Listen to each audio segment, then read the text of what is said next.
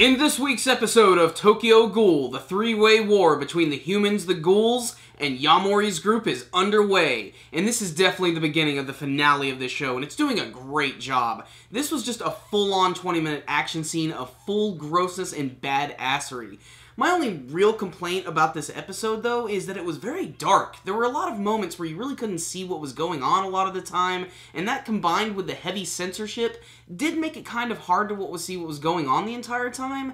Otherwise, this was still a really great episode. Kaneki has been captured by Yamori, otherwise known as Jason, and he finally gets to don his iconic mask this week, the first time that we've actually seen him wear it since the very first episode, and he looks just as menacing as ever in it, and basically, he's just going all hostile on Kaneki's ass. He's got him tied up to a chair, and he's torturing him. In fact, he has this one stuff that he injects directly into his eyeball, which actually suppresses his ghoul abilities, and this allows him to sort of torture him, and he does have to take periodic breaks. And luckily, it looks like that Jason's guards are going to be trying to help get Kaneki out of this really messed up situation. But while all of this is going on, the entire CCG police force has finally arrived at the area, and they're getting ready to go with war with the ghouls there, as well as the people from the Onteku store. They have finally arrived, and this is basically where the action just starts and never ends. And there's a lot of huge standout scenes here, especially with the character of Suzuya, who's the brand new member of the CCG, who's the character who reminds me of L from Death Note, except that it's L on crack.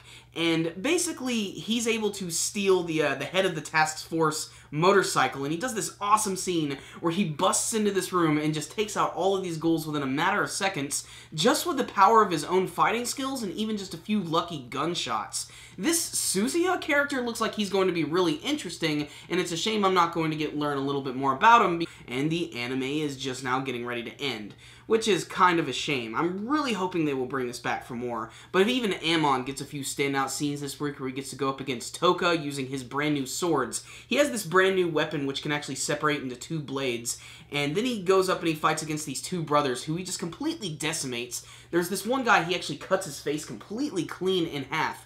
Again, it's heavily censored, but you can definitely tell what he is doing.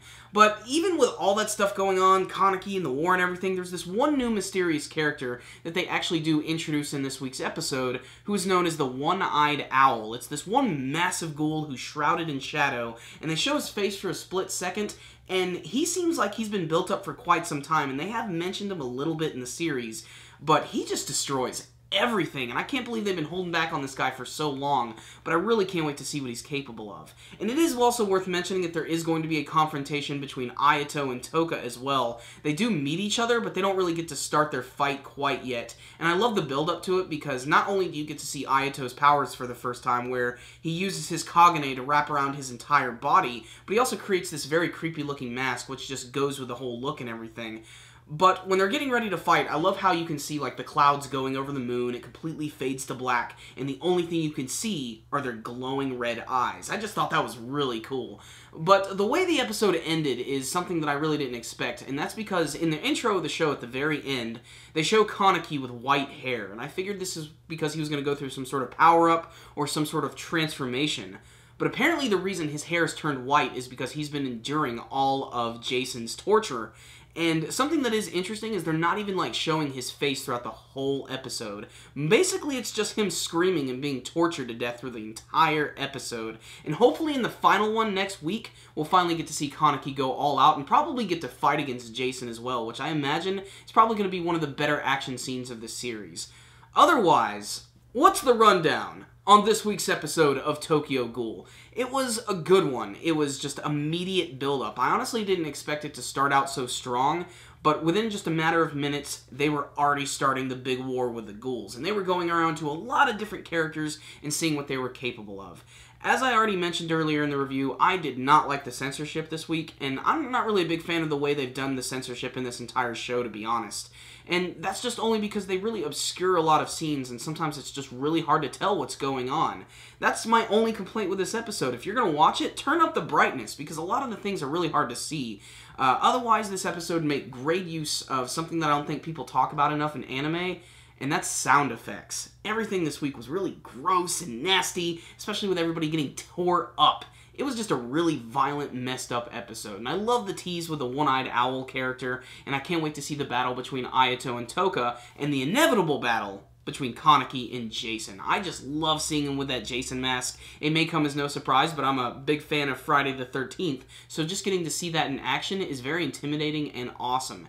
It allows me to see a more darker side of Jason that I've never seen before, and considering Yamori has a personality and a voice, it just makes him seem all the more creepy, especially when he's injecting needles into your eyeballs.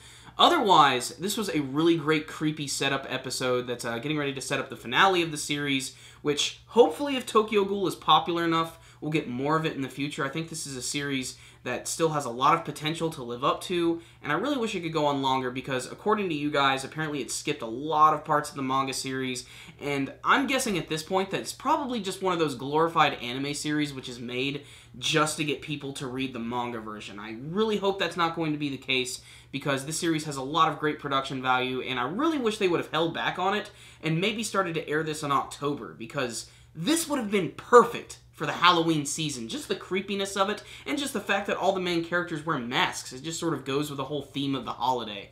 Otherwise, I really liked this episode a lot. It was not perfect, as I mentioned. I didn't like the censorship, and the fact that it was kind of hard to see what was going on from time to time. Otherwise, if you've been following the series, you kind of need to watch this one because it's setting up the finale of the show.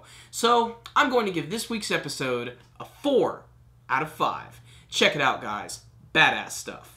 Thank you guys for watching my review today. Before you leave, make sure to hit that like button so you can give this video a thumbs up. And make sure to tell me what you thought about this week's episode of Tokyo Ghoul. Do you think Kaneki is going to be able to escape? And do you think he's going to have one final throwdown with Jason? Please tell me what you want to see from the finale of the show. And make sure to subscribe to the channel if you have not already. And a quick reminder, you guys can also check us out on Facebook and on Twitter. I'll put links to all that stuff in the description box below.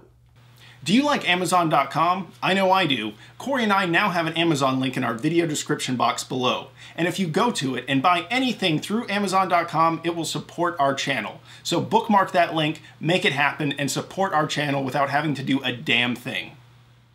Another great way you guys can help support our channel is by donating directly through our PayPal link in the description box below. We recommend $2 a month, although this is completely optional. But the best way to go about this is by sneaking into your mom's room and taking $2. This way, she won't even notice. And we won't have to shake you up for all of your lunch money. So guys, that concludes this review today. Super Kami Guru 9000. Out.